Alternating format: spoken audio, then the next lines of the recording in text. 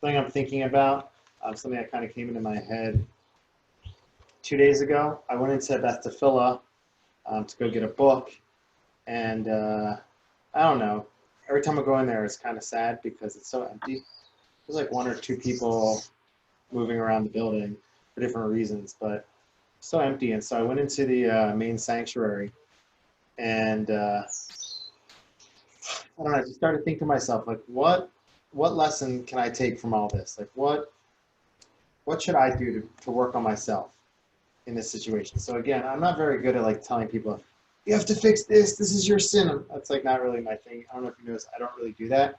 Maybe it's because I was in university for too long. But like, this is something I'm working on. I'm going to do Teshuva on. Now, and I've committed to this. I'm going to, Bezrat Hashem, God willing, try to work on this.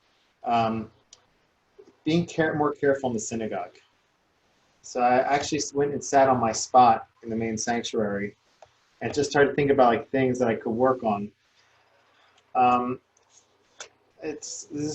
Just name a few things that I'm trying to work on. One is respecting davening more.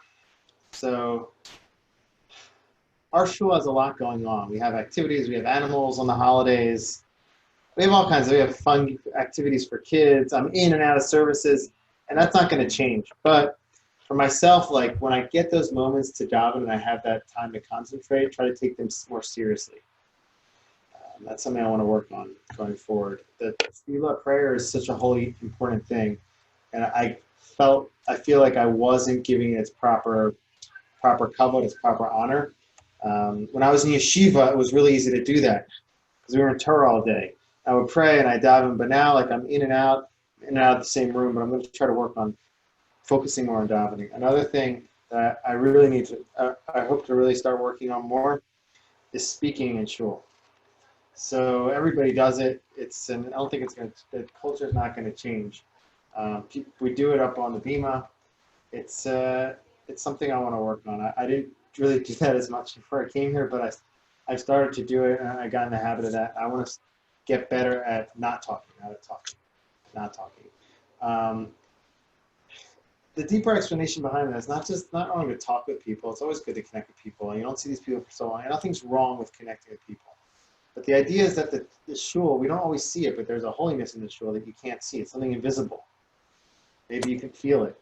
But respecting that holiness and recognizing it, when you recognize it, perhaps that can lead you to be a little bit more reverent when it comes to that.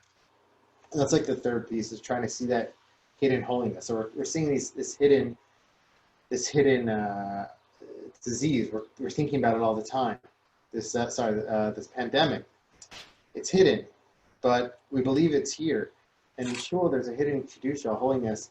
You can't always see it. Sometimes maybe it's a little bit harder to see in our shul for everything that's going on all around us. But trying to remember that that's there, even if we don't always feel it all the time, and trying to be more careful with that. So those are things I'm committing, God willing, to be more careful with. I'm not going to say that I don't think I'm going to be perfect with it, and it's hard sometimes because people talk a lot, and we talk to each other, and you want to be polite.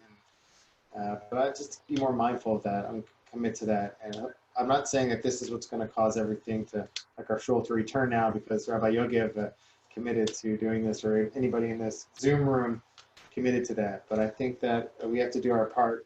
I have to do my part at least. Try to focus on what to work on.